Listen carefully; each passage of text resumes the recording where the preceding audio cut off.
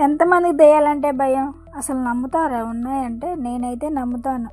కానీ ఇలాంటి మూవీస్ చూడాలన్నా లేకపోతే స్టోరీస్ చదవాలన్నా కూడా చాలా భయంగా చదువుకుంటాము, చూస్తాము. అదొక థ్రిల్ ఉంటుంది కదా.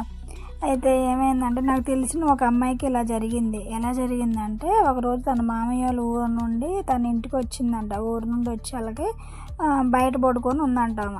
బయట పడుకొని ఉంటే ఇంకా వాళ్ళ అమ్మ లేపిందంట అన్నం తినడానికి. లేపితే లెగిసి నిద్ర మత్తులోనే లేచి అన్నం తిందంట.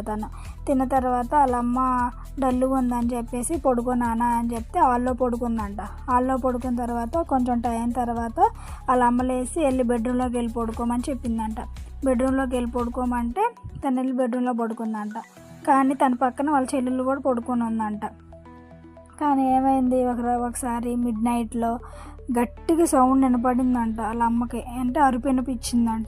అరుపు వినిపించాలకి మిడ్ నైట్లో వినిపించాలకి తనకి భయం వేసేసిందంట. నెక్స్ట్ వీడియోలో కంటిన్యూ చేస్తాను.